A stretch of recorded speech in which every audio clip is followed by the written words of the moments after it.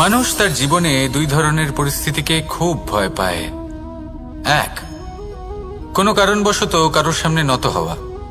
দুই, কোনো কারণে নিজের চরিত্র থেকে, নিজের মূল্যবোধ থেকে বিচ্যুত হওয়া। এবার কেন হয় এরকম যে কথায় কথায় কারোর সামনে নত হতে হয়? কেন বারংবার নিজের চরিত্র থেকে চ্যুত হতে হয়? এরকম কেন হয়? এটা তখনই হয় যখন আমাদের শিক্ষা এবং মূল্যবোধের অভাব থাকে। যদি মানুষের মধ্যে প্রকৃত শিক্ষা থাকে তাহলে এই সংসারে কোনো সময় এবং কারোর সামনেই নত হওয়ার কোনো প্রয়োজন নেই।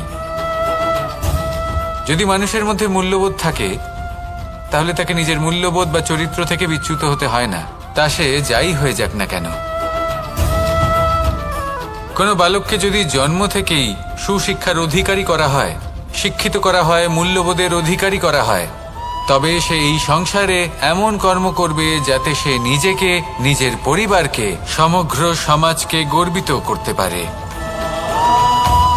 শিক্ষা লাভ করুন, মূল্যবোধ লাভ করুন এবং আমার সাথে ভালোবেসে বলুন, রাধা রাধা।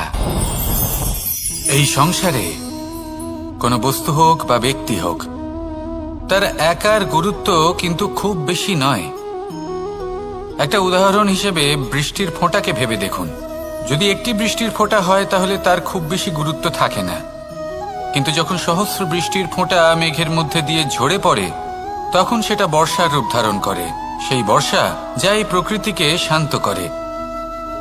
সেইভাবেই পাথরের ছোট টুকরো, তার খুব বেশি গুরুত্ব থাকে না, কিন্তু যখন অসংখ্য পাথরের টুকরো একত্রিত হয় তখন তা পর্বতের আকার ধারণ করে। সেইভাবেই কিছু মানুষ যখন একত্রিত হন তখন তৈরি হয় পরিবার, কিছু পরিবার যখন একত্রিত হয় তখন তৈরি হয় সমাজ, যখন অনেক সংখ্যক সমাজ একত্রিত হয় তখন তৈরি হয় রাজ্য। এবার এই রাজ্যের সবথেকে গুরুত্বপূর্ণ ব্যক্তি হতে পারেন রাজা, কিন্তু তাও সেই রাজা একা কিছু করতে পারেন না। যুদ্ধ লড়ার সময় তারও নিজের সৈন্যদলকে